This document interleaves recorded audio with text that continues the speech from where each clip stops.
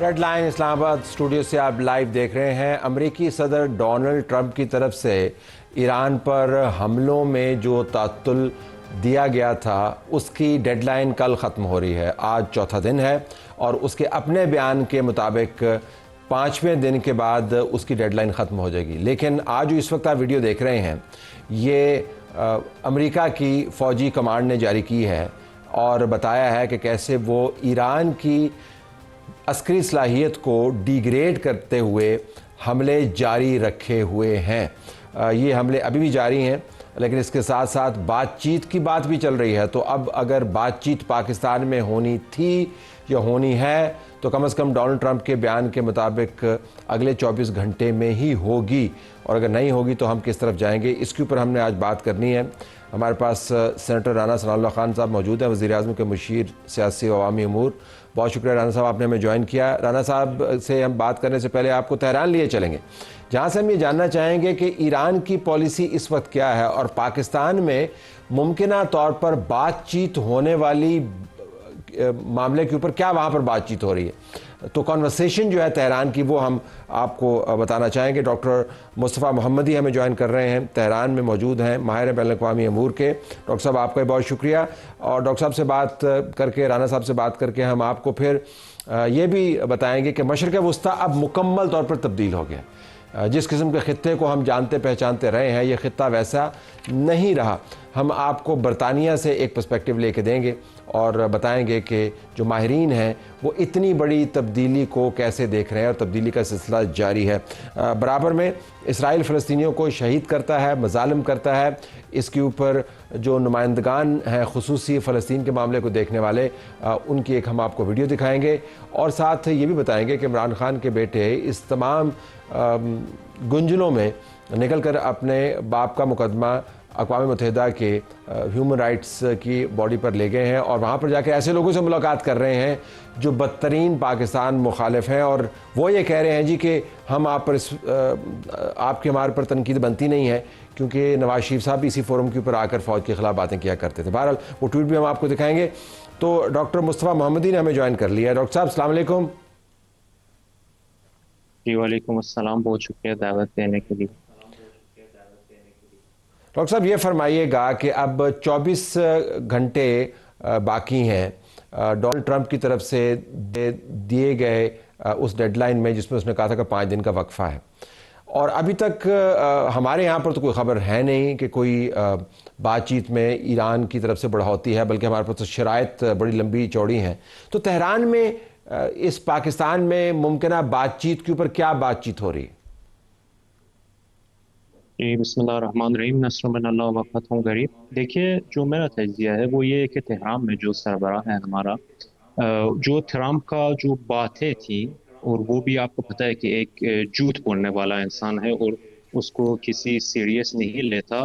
तो हम उसका जो धमकी थे, उसका जो मुज़ाकरात की बात है, उसको मद्देनज़र ही, और जो मैदानी हक़ाइक़ है जब आप उसको देखते हैं, हम ये देखते हैं कि उस वक्त के ट्रम्प और जो अमेरिकी रियासत है, और वो भी दहशतगर्द रियासत है, वो मुज़ाकरात के हवाले से बात करते हैं। उसी वक्त जो उनका हथियार है, जो उनका मुख्तलिफ क्रूज है, उसका जो मुख्तलिफ फोर्सेस है, उसको बेचते हैं हमारे खत्ते में, और वो बड़े पैमाने में तैयारियां कर रहे हैं और लाहे अमल बन रहे हैं कि हम पर और हमला करे, और हमारा भी ये खदशा है कि बूट्स ऑन द ग्राउंड हो। तो इसीलिए तेहरान में हम ये सारे मामला को एक कॉग्निटिव वॉरफेयर की लिहाज से देखते हैं, और हम पूरे का पूरा डॉक्टर साहब अगर आप एक मिनट कतक में रुकिएगा, आपने बड़ी अहम बातें की हैं, मैं चाहूँगा कि उन बातों की वजाहत हो। एक तो आपने कहा कि ये बातचीत को जो ऑफर आई अमेरिका की तरफ से, आपने उसको मद्देनजर नहीं रखा, यानी आपके ख्याल में वो एक फजूल बात है, उसकी कोई अहमियत नहीं है। एक तो मुझे ये समझ आई, और दूसरा आपने कहा कि आपका खदशा ये है कि अब इसके बाद वो जंग के अंदर मद्देनजर नहीं रखा। ये इसकी तरह वजाहत कर दें, इससे क्या मुराद है? जी जी, मेरा मतलब ये है कि क्योंकि आपको पता है कि जो पिछला जंग था हमारा 12 रोज़ा जंग में, वो भी मुज़ाकरात के दरमियान था और हम मुस्बत नताइज तक पहुंचने वाले थे। फिर अमेरिका ने हम पर हमला किया। ये जो जारी जंग है वो भी मुज़ाकरात के दरमियान और یہ جو ثالثی کرتے رہتے ہیں، جو قطر ہے، جو عمان ہے، اس کی شہادت میں ہم مثبت نتائج تک پہنچنے والے تھے، پھر بھی اسی وقت ہم پر حملہ ہوا۔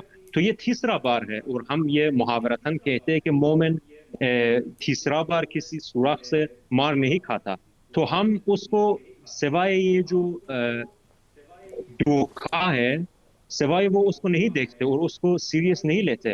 اور ہمارا جو لائحہ عمل تھا، ہمارا جو اسٹریٹجی تھا، وار اسٹریٹجی، ان میں کوئی خلل اور کوئی تبدیلی نہیں آئی۔ اور یہ جو ثالثی ابھی جاری تھا وہ بھی ہے، میں اس کو مسترد نہیں کرتا، اور پاکستان بھی ان میں ایک بہت مثبت کردار ادا کیا۔ لیکن ہم کیوں مذاکرات کرنا چاہتے ہیں؟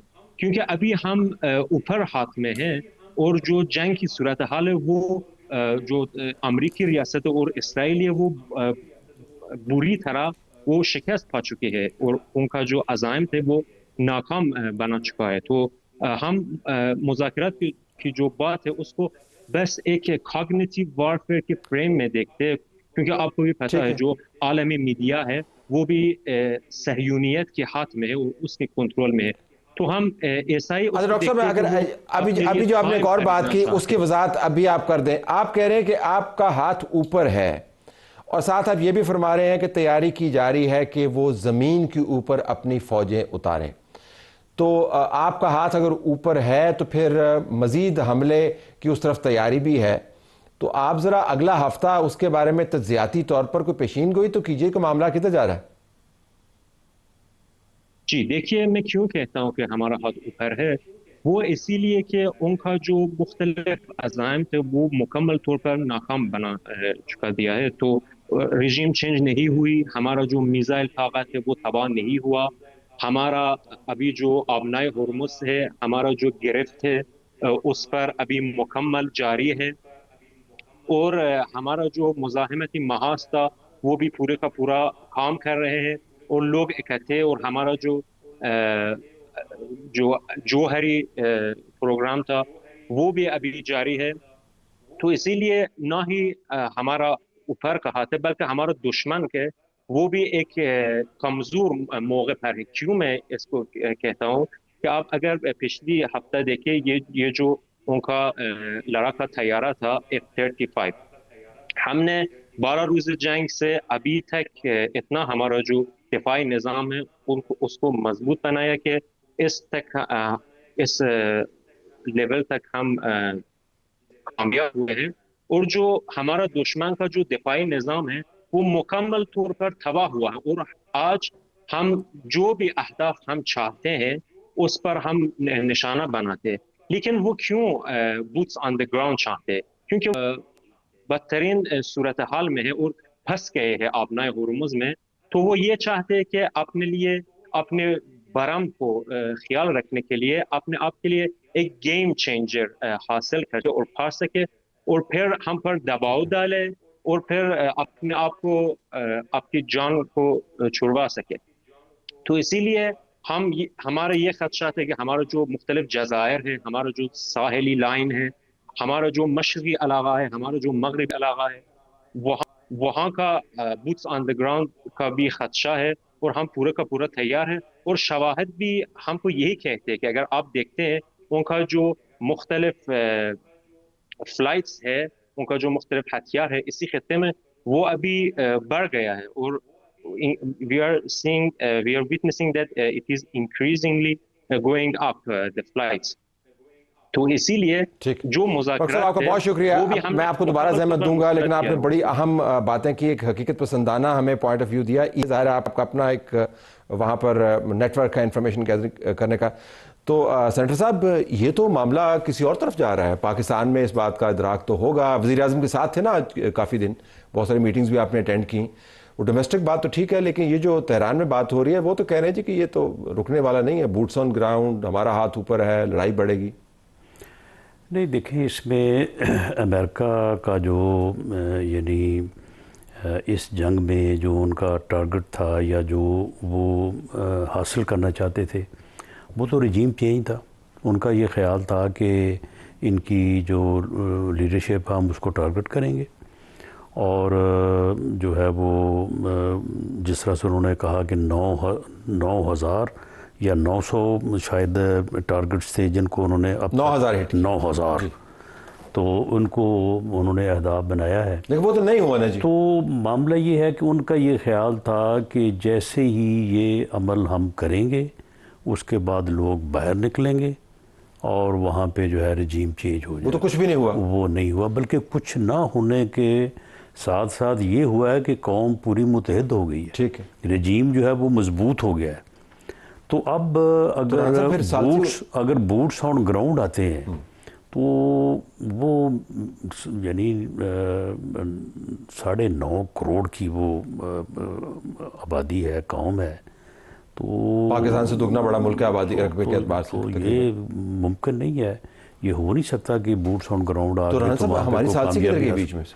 نہیں، ثالثی تو دیکھیں ہم نے تو ایک ایسا عمل جسے پوری دنیا جو ہے وہ جس کی تعریف کر رہی ہے، اور پاکستان کی اس وقت ایسی پوزیشن ہے کہ ایران کا بھی پورا اعتماد ہے، ڈاکٹر صاحب بھی تعریف کر رہے تھے کہ پاکستان کا بڑا مثبت کردار ہے، اور امریکہ کو بھی جو ہے وہ اس بات کا اعتماد ہے کہ ہم صحیح بات کر رہے ہیں۔ اس پورے معاملے میں پاکستان کی سیاسی اور عسکری قیادت کا جو رول ہے وہ بڑا ہی اپریشیبل رہا ہے، تو سعودی عرب بھی جو ہے وہ اس بات کا معترف ہے۔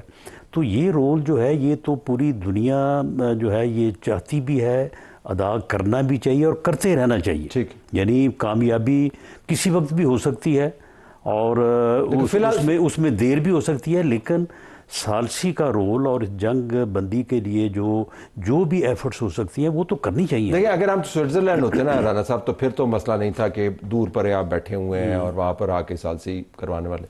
اگر یہ ثالثی کامیاب نہیں ہوتی اور ایران جو ہے اپنا نمائندہ نہیں بھیجتا اور جو وہ باتیں کر رہے ہیں اس سے تو یہ ظاہر ہے کہ ان کا خیال ہے کہ ان کا ہاتھ اوپر ہے، تو اگر آپ کا ہاتھ اوپر ہے تو پھر آپ اپنے دشمن کو کیوں بھاگنے دیں گے؟ یہ مجھے لبے لباب سمجھ آیا۔ نہیں دیکھیں، میرا نہیں خیال، دیکھیں اس وقت دونوں سائیڈ جو ہیں وہ اپنی جو ہے وہ الٹیمیٹ یعنی انتہا کی پوزیشن کے اوپر کھڑی ہیں، اور جب مذاکرات کی ٹیبل پہ جایا جاتا ہے تو ایسے ہی جایا جاتا ہے، اپنی یعنی پوری جو ایکسٹریم پوزیشن ہے اس کو جو ہے وہ مذاکرات کی ٹیبل تک پہنچا کوئی نہیں، 24 گھنٹے رہ گئے۔ لیکن دیکھیں بات یہ ہے کہ ایران کی جو قیادت ہے انہوں نے ان کی 15 جو امریکہ کی طرف سے ان کو جو کنڈیشنز دی گئی وہ انہوں نے کہا کہ ہم اس کو ریجیکٹ کرتے ہیں، لیکن ساتھ انہوں نے کچھ اور بھی کہا ہے۔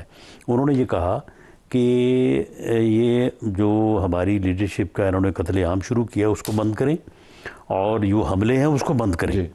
تو پھر جو ہے وہ بات حملے تو وہ کر رہے ہیں، میں نے ویڈیو دکھائی ہے، اس کے اندر بات یہ جاری کیا۔ نہیں تو بات یہ ہے کہ اس کے اوپر بات ہو سکتی ہے نا کہ جی اگر آپ مذاکرات کی ٹیبل پہ آنا چاہتے ہیں اور سنجیدہ ہیں تو آپ یہ حملے جو ہیں یہ بند کریں۔ اور یہ بات کون کرے گا؟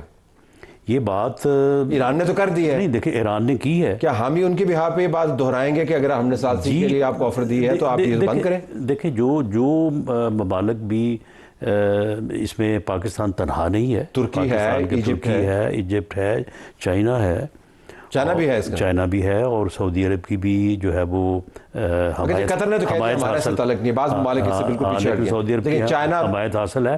تو معاملہ یہ ہے کہ یہ کام ہوتا ہی ثالثی پھر کس بات کی ہوتی ہے؟ یہی ہوتا ہے نا کہ بھئی ان چیزوں کو جو ہے میں سمجھتا ہوں کہ اس سے بات آگے جو ہے وہ بڑھ سکتی ہے، اور اس کے راؤنڈ اباؤٹ جو ہے مثال کے طور پہ ابنائے ہرمز جو ہے وہاں سے چلے ایک دم جو ہے کہ اس کو اوپن کر دیا جائے، لیکن وتھ سم کنڈیشن جو ہے وہ اوپن ہو سکتا ہے، یہ حملے جو ہیں یہ بند ہو سکتے ہیں۔ نہیں آج ہم رانا صاحب بتائیں، آپ نے وہ دیکھا ہی نہیں دیکھا، مجھے نہیں پتا کتنی مستند ہے، لیکن میں نے ایک جگہ پر پڑھا ہے اس کو کہ ہماری طرف ایک شپ آ رہا تھا تو ایران نے نہیں گزرنے دیا اس کو، اور اس نے کہا جی کہ ہم یہ آپ نے پروسیجر پورا نہیں کیا، تو ابنائے ہرمز کے اوپر تو مکمل کنٹرول ہے، لیکن وہاں سے گزرے بھی ہیں، اور یعنی یہ چیزیں جو ہیں یہ اگر کوئی یہ توقع رکھتا ہے کہ بات شروع ہوتے ہی سارا کوئی ٹھیک ہو دونوں میں سے ایک فریق جو ہے وہ بالکل ہر چیز جو ہے وہ سرنڈر کرتا ہے، ایسا تو نہیں ہوگا. لیکن اگر اس کے اوپر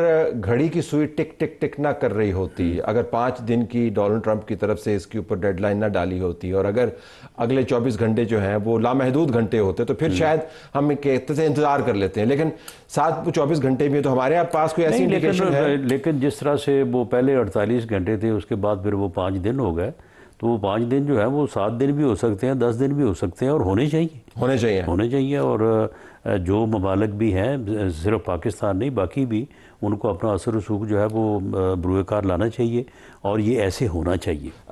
جب آپ پولیٹیکل معاملات کو دیکھتے ہیں تو پھر آپ سناریوز بناتے ہیں، سین بناتے ہیں. ایک تو بیسٹ سناریو ہوتی ہے کہ یہ سارے بیٹھ جائیں اور نہیں دیکھیں، 5 دن کے بعد ہونا کیا، 5 دن کے بعد ہونا تو یہی ہے نا کہ اس نے کہا دوبارہ حملے شروع نہیں، دوبارہ حملے نہیں شروع کریں گے. انہوں نے کچھ اور کہا تھا کہ جو ان کی تنصیبات ہیں گیس کی کے انرجی ان کو، انفراسٹرکچر، تو اس کے جواب میں پھر انہوں نے کیا کہا تھا؟ انہوں نے کہا تھا کہ ہم سارے آپ کے بیسس کے ارد گرد انفراسٹرکچر جو ہے آپ کے اتحادیوں کا وہ اڑا دیں گے.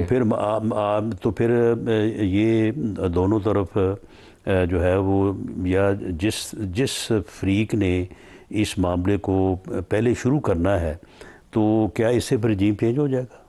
یعنی وہ مقصد جو ہے وہ تو حل نہیں ہوگا، وہ تو حاصل نہیں ہوگا. یہ تو منطق کی بات ہوگی نا. لیکن آپ کا خیال کہ آپ ایک منطقی امریکہ کے ساتھ ڈیل کر رہے ہیں؟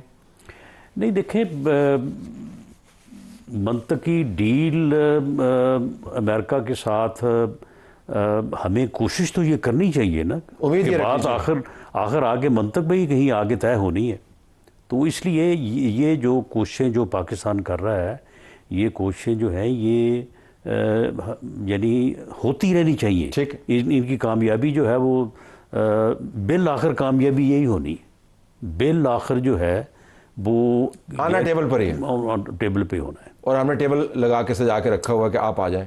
نہیں، ہم تو جو ہے وہ اس میں میں نے جس طرح سے عرض کیا کہ ہم تنہا نہیں ہیں، پوری دنیا اس بات کی خواہش، آنا تو انہوں نے ادھر ہی ہے، پوری دنیا چاہتی ہے. نہیں ہونا تو ادھر ہے. فزیکل تو یہیں پہ ہونا نا، یا کوئی اور ملک بھی ہے بیچ میں؟ کیونکہ دیکھیں، یعنی جو ٹارگٹ تھا یا جو مقصد حاصل کرنے کی جو ہے وہ ان کو انفارمیشن تھی، یا جس طرح سے بھی ان کو یہ بات کسی نے بتائی ہوگی کہ جی آپ بس جائیں گے تو یہ عمل ہونے کے بعد وہ تو مقصد پٹ گیا، وہ تو مقصد پٹ گیا، وہ تو خود بھی مان رہا ہے. اور وہ اب مزید جو بات کی ہے کہ 5 دن بعد ہم یہ کریں گے، اس سے بھی حاصل نہیں ہوگا. اس سے بھی حاصل اتنی سمجھ تو ان کو بھی ہونی چاہیے یا ہوگی. جو کہتے ہیں ورسٹ کیس سناریو، تو ظاہر ہے آپ سیاسی حکومت کو ریپرزینٹ کرتے ہیں. اس جنگ کے براہ راست اثرات ہم پر مرتب ہو رہے ہیں اور ہونے شروع ہو بھی گئے ہیں. نہیں، براہ راست اس کے اثرات صرف پاکستان پہ نہیں، پوری دنیا پہ جو ہے وہ مرتب ہو رہے ہیں. صاحب آپ تو پاکستان کے سینیٹر ہیں نا، ساری دنیا کے تو نہیں. لیکن بات یہ ہے کہ یہ جنگ جو ہے یہ ایسی جنگ ہے جو کہ پوری دنیا کو جو ہے وہ متاثر کر رہی ہے. لیکن پوری دنیا کو جو ہے وہ کوشش کرنی چاہیے. میں اسی طرف آ رہا ہوں. لیکن ہم نے اندر کوئی ورسٹ کیس سناریو بنایا کہ یار یہ اگر ہو گیا نا تو پھر ہمارے لیے بڑا مسئلہ ہے. اور وہ کیا ہے ورسٹ کیس سناریو؟ دیکھیں، اس میں 2 چیزیں ہیں. ایک تو یہ ہے کہ اگر یہ گیس اور تیل کی جو اس وقت شارٹیج ہوئی ہے، اور یہ مزید اگر ان یعنی فیلڈز کے اوپر یا جو بھی وہ سسٹم ہے اس کے اوپر وہ ایران میں حملہ کرتے ہیں، یقیناً وہ ریٹیلیٹ کرے گا، وہ بھی کرے گا اس سے مزید. اور تو ایک تو وہ بحران جو ہے وہ پوری دنیا کو درپیش ہوگا، پاکستان کو بھی درپیش ہوگا. اور اس سے پھر نہ صرف یہی نہیں کہ پیٹرول جو ہے وہ ناپید ہوگا، بلکہ بھی ہر چیز جو ہے وہ پہیے سارے رک جانے. بالکل. ایک تو یہ ہے. ٹھیک. دوسرا اس میں یہ ہے کہ پاکستان کی یہ کوشش بھی ہے، اور پاکستان اس میں ابھی تک کامیاب ہے، اور انشاءاللہ تعالی یہ کامیابی آگے بھی چلے گی کہ سعودی عرب اور ایران، ان کا آپس میں براہ راست کوئی جو ہے وہ ٹکراؤ جو ہے نہیں ہونا چاہیے. یہ بھی پاکستان کے لیے، آپ نے کیونکہ پاکستان کے حوالے سے بات کی، تو پاکستان کے لیے یہ بھی ایشو ہے.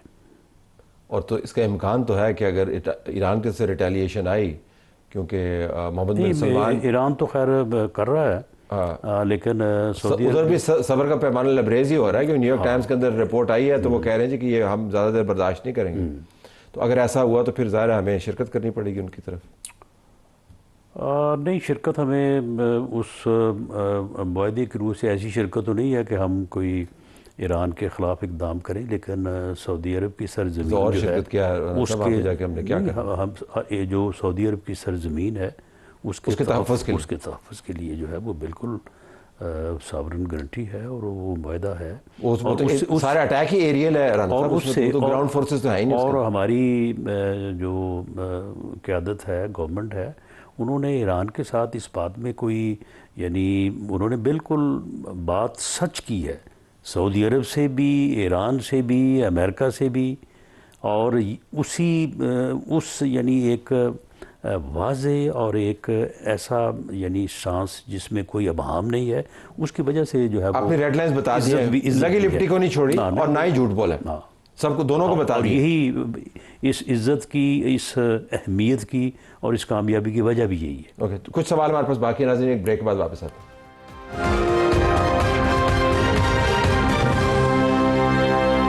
پروگرام میں خوش آمدید ناظرین، رانا ثناء اللہ ہمارے پاس موجود ہیں اور اب ہم نے ان سے جاننا ہے کہ باقی ساری تبدیلی ہمیں نظر آ رہی ہے، قوم بھی اکٹھی ہو گئی ایران کی، پاکستان کے اندر بھی آپ کو انگیجمنٹ نظر آ رہی ہے، وزیر اعظم تمام جماعتوں سے مل رہے ہیں.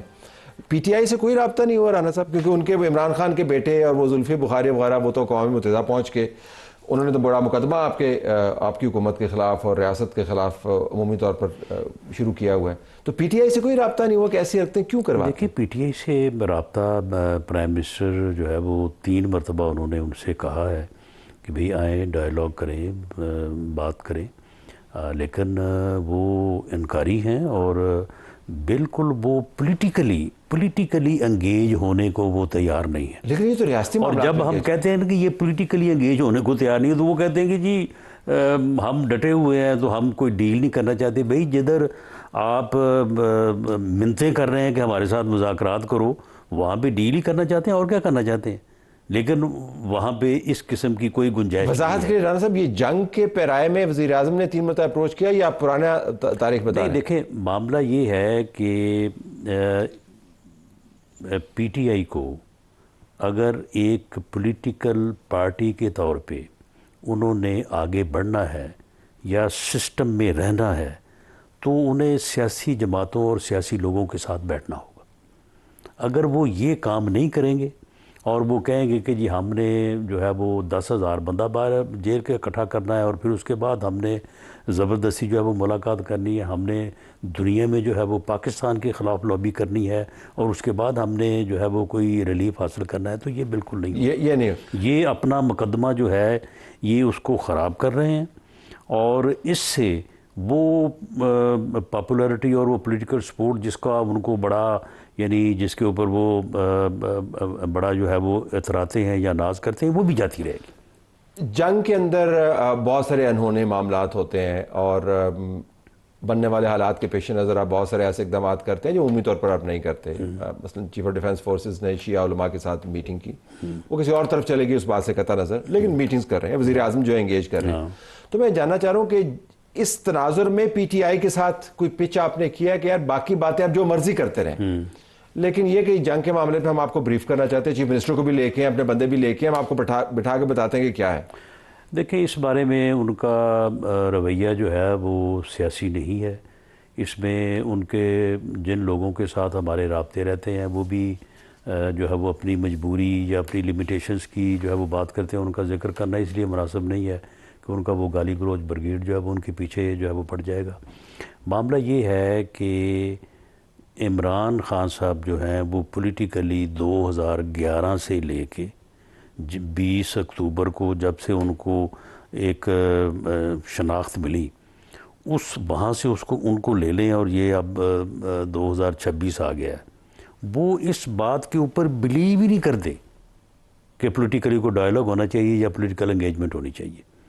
انہوں نے جنرل مشرف کے ریفرینڈم کی صرف اس لیے حمایت کی کہ میں اس کی حمایت اس لیے کر رہا ہوں کہ یہ جو پیپلز پارٹی اور پی ایم ایل این ہے ان کو یہ ختم کر دیں گے اور ان کو آنے نہیں دیں گے.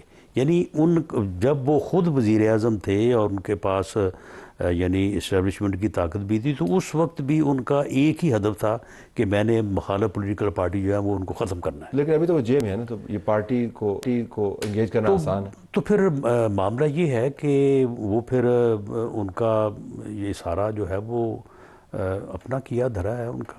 تو آپ یعنی کو نہیں امید کہ ان حالات کے پیش نظر وہ اپنی پالیسی تبدیل کریں گے؟ دیکھیں وہ یعنی یہاں پہ یہ کہنا کہ ان کی یہ پالیسی ہے، یہ پالیسی ان کی ہے نہیں. یعنی وہ پولیٹیکل پارٹی سے، پولیٹیکل انگیجمنٹ سے انکاری ہیں. ٹھیک. باقی وہ ڈیل بھی چاہتے ہیں، مذاکرات بھی چاہتے ہیں، اور کہتے ہیں کہ میرے ساتھ آگے براہ راست مذاکرات ہونے چاہیے. اسٹیبلشمنٹ کو تو ہر قسم کی آفر انہوں نے کی. بالکل کوئکلی یہ جو اب سلمان اور قاسم جو ہیں زلفی بخاری کے ساتھ، میں ان کو ایک ٹویٹ دیکھ رہا تھا، وہ کہہ رہے تھے کہ جو ٹاؤٹ ہیں مجھ پہ تنقید کر رہے ہیں. اب یہ بھی وقت آنا تھا کہ زلفی بخاری کسی کو اور کو ٹاؤٹ کہیں.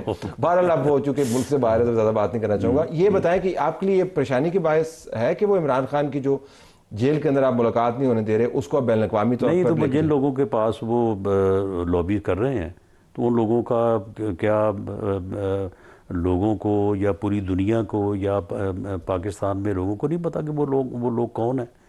وہ اتنے ہیومن رائٹس کے چیمپئن ہیں. تو یہ غزہ میں جو پچھلے جو ہے وہ 2 سال سے 2.5 سال سے ہوتا آ رہا ہے، اس وقت تو کہاں تھے وہ لوگ؟ تو یہ چیزیں جو ہیں یہ بالکل ان کا یہ غلط راستہ انہوں نے اپنایا ہے. اور وہ اس حد تک اس معاملے میں ہٹ دھرم ہے کہ مارکہ حق کے موقع پہ بھی انہوں نے اس وقت بھی کوشش کی ہے، اس وقت بھی انہوں نے کوشش کی، لیکن پھر بات بن نہیں سکی تو پھر یہ دب گئے.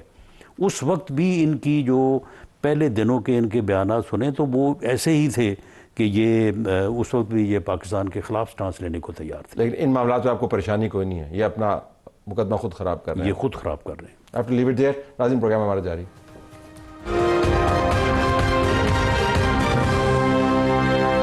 پروگرام میں خوش آمدید ناظرین. اس تمام جنگ کا ایک بڑا ہی افسوسناک تناظر ہے کہ مسلمان ممالک دست و گریباں نظر آتے ہیں. جب تباہی ایران میں ہوتی ہے تو مسلمان ملک کی تباہی ہوتی ہے. جب گلف ممالک کے اندر ڈرون حملے ہوتے ہیں یا میزائل گرتے ہیں تو وہاں پر تباہی ہوتی ہے.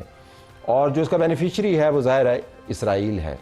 ہمارے پاس پروفیسر عدیل ملک موجود ہیں، ایسوسیٹ پروفیسر ہیں آکسفورڈ میں، اس وقت واشنگٹن میں ہیں، اور گلوب فیلو ہیں in the economies of Muslim societies. Professor بہت شکریہ. یہ فرمائیے گا کہ سب سے پہلے جو کاسٹ ہے اس جنگ کی، وہ آپ کے خیال میں کون اٹھا رہا ہے؟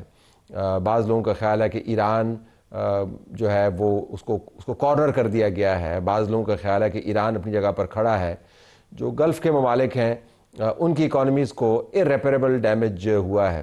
ذرا آپ تجزیہ تو کیجئے گا کیونکہ آپ ان کی معیشتوں کو دیکھتے ہیں کہ نقصان کس کا ہوا؟ دیکھیں، جنگ میں نقصان تو سب کا ہوتا ہے، لیکن جہاں تک ایران کا تعلق ہے میں سمجھتا ہوں کہ ایران میں بہت زیادہ تباہی تو ہوئی ہے، لیکن جو ایران کی سب سے بڑی کمزوری تھی وہی اس کی سب سے بڑی سٹرینتھ ابھر کے آئی ہے.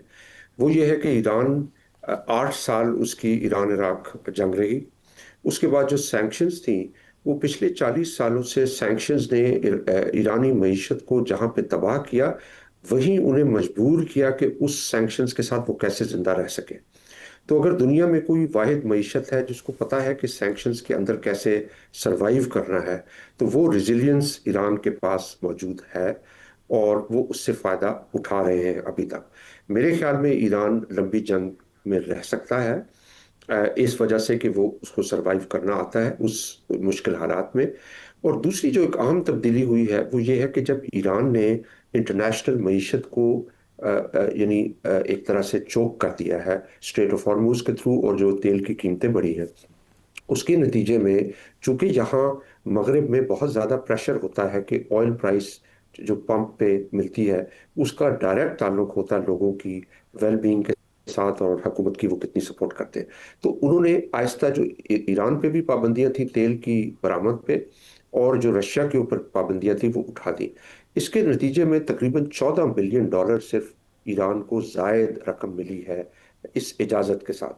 تو ایک طرف تو ان کے پاس ایک ہسٹری ہے ریزسٹ کرنے کی اور سروائیو کرنے کی انڈر انٹرنیشنل پریشر، اور دوسری جانب اب جو ان کے پاس مزید پیسے آ رہے ہیں تیل کی درآمد پہ جو پابندیاں اٹھائی گئی ہیں، تو اس سے میرے خیال میں ان کا نقصان تو بہت زیادہ ہوا ہے، لیکن وہ ابھی ہولڈ کرنے کی پوزیشن میں ہے فی الحال. جہاں تک گلف اکانومیز کا تعلق ہے تو اس میں ظاہر ہے بہت بڑا نقصان ہوا ہے، اور وہ دو طرح کا نقصان ہے۔ ایک تو نقصان ہے جو آئل کی انسٹالیشنز کے اوپر بہت زیادہ نقصان ہوا ہے، اور گیس کی بھی برآمد رک گئی ہے، تیل کی برآمد مکمل تو نہیں رکی لیکن کافی کم ہوئی ہے۔ اور پھر جو ریجن کے اندر دو بڑے ڈیورسیفیکیشن پروگرامز چل رہے تھے، ایک تو دبئی، جس نے اپنے آپ کو سکسیسفلی پورٹرے کیا کہ یہ ایک انٹری پورٹ سینٹر، ایک ایسا مرکز ہے جہاں پہ آس پاس کی معیشتوں کے ساتھ تعلق ہے، باہر کے انویسٹر آتے ہیں، ٹورزم آتا ہے، ایئر لائن کی انڈسٹری ہے، اس سب کو بہت زیادہ نقصان پہنچا ہے۔ اور جو سعودی عربیہ کوشش کر رہا تھا کہ وہ اپنی معیشت کو تیل سے نکال کے دوسرے ذرائع آمدن کی طرف لے کے جائے، جس کو ہم معیشت دان ڈائیورسیفیکیشن کہتے ہیں، اس کو بہت دھچکا لگا ہے کہ اگر یہ خیال تھا کہ باہر سے انویسٹمنٹ آئے گی، فلوز آئیں گے اور ایک اسٹیبلٹی آئے گی، اس کو خاصا دھچکا پہنچا ہے۔ تو گلف کے جو ممالک ہیں ان کے اوپر کافی پریشر ہے، پھر خاص طور پہ ایسے ممالک جو بالکل ایج پہ بیٹھے ہیں۔ ان میں دو ملک ایسے ہیں جو خاصے کنارے پہ بیٹھے ہیں، ایک تو بحرین ہے جس میں ایک تو شیعہ آبادی ہے، اور دوسرا تیل کی درآمد بہت زیادہ نہیں کرتے، تھوڑی درآمد ہوتی ہے، مشکل سے بجٹ پورا کرتے ہیں، باقی سپورٹ انہیں سعودی عربیہ سے آتی ہے۔ تو بحرین کے بارے میں خبریں نہیں آ رہی، لیکن وہاں پہ بہت ہی کنارے پہ، بہت ایج پہ فریجائل ہے آرڈر۔ دوسری جو بہت تشویشناک صورتحال ہے اس وقت وہ عراق میں ہے۔ عراق میں 95% جو بجٹ ہے وہ لوگوں کی سیلریز پہ چلا جاتا ہے، اور تمام کی تمام معیشت کا دار و مدار تیل کی برآمد کے اوپر ہے۔ اب وہاں بھی کبھی تیل کی برآمدات میں مسئلہ ہو رہا ہے، اور ابھی وہاں نئی پولیٹیکل ٹرانزیشن بھی نہیں ہوئی۔ وہ آلریڈی پاکستان کی طرح کافی ایج پہ ہے، ایسی اکانومی، آئل ریچ اکانومی ہے، لیکن ایسی اکانومی ہے جہاں پہ ایک بھی جھٹکا لگا، شوق آیا تو ان کی معیشت کو بڑا مسئلہ ہوگا۔ تو مجھے یہ لگتا ہے کہ جو ایران نے اس جنگ کا دائرہ بڑھایا ہے، اور اس طریقے سے بڑھایا ہے کہ وہ ایک جنگ افغانستان کی جنگ کی طرح نہیں، عراق کی جنگ کی طرح نہیں، جو لوکلائزڈ ہو، جس میں انٹرنیشنل کولیشن ہو، عالمی معیشت کا پہیہ چلتا رہے، نہیں۔ اب جو جنگ ہے وہ فنڈامنٹلی ڈفرنٹ ہے پچھلی 2-3 جنگوں سے، کیونکہ یہ جو جنگ ہے یہ صرف اسرائیل اور امریکہ کے خلاف نہیں ہے، یہ عالمی معیشت کے خلاف جنگ ہے، جس کا اثر پاکستان میں ہو رہا ہے، فلپینز میں ہو رہا ہے، بنگلہ دیش میں ہو رہا ہے، تمام ڈیولپنگ کنٹریز میں ہو رہا ہے، اور جو مڈل ایسٹ جہاں پہ بڑے امپورٹنٹ سٹیک ہے، انٹرسٹ ہیں، مفادات ہیں امریکہ کے، وہاں پہ بھی افیکٹ ہو رہا ہے۔ تو یہ جو دائرہ وسیع کیا ہے ایران نے، اس کے ذریعے جنگ کی قیمت عالمی معیشتوں کے لیے اور خاص کر بڑی عالمی طاقتوں کے لیے بہت بڑھا دی ہے۔ پروفیسر بہت شکریہ، انسائٹس آپ نے ہمیں دیں کہ کون جنگ سے مستفید تو خیر کسی نے کیا ہونا، لیکن جنگ میں رہ سکتا ہے، اور کس کا بڑا نقصان ہوا، اور پاکستان کے اوپر امپلیکیشنز کیا ہیں۔ ناظرین، پروفیسر عادل ملک ہمیں جوائن کر رہے تھے واشنگٹن سے۔ اب ہم آپ کو ایک ویڈیو دکھاتے ہیں۔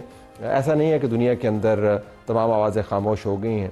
فرانچسکا البینیز جو اقوام متحدہ کے خصوصی معاون ہیں، وہ اسرائیل کے فلسطینیوں کے مظالم کے اوپر واضح انداز سے کہہ رہی ہیں دنیا کے اندر کیا ہو رہا ہے اور سیاسی معاملات کدھر جا رہے ہیں۔ اقوام متحدہ کی خصوصی معاون کا آپ نے بیان سنا، اور اقوام متحدہ کی ہی ایک باڈی ہے جس کے اوپر عمران خان کے بیٹے اور زلفی بخاری پہنچ کر پاکستان کے اندر جو ان کے خیال کے مطابق عمران خان کے ساتھ ہو رہا ہے ایک بین الاقوامی کیمپین میں کنورٹ کریں، جس کے اوپر مرزا سولنگی نے ٹویٹ کیا ہے، like father like son, following their father's footsteps, birds of a feather flock together.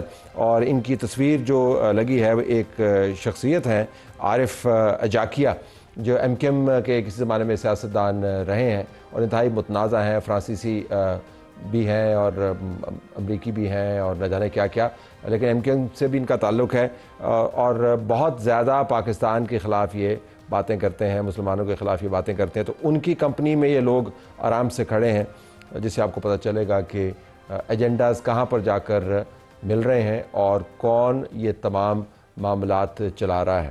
اجازت چاہتے ہیں، اللہ حافظ۔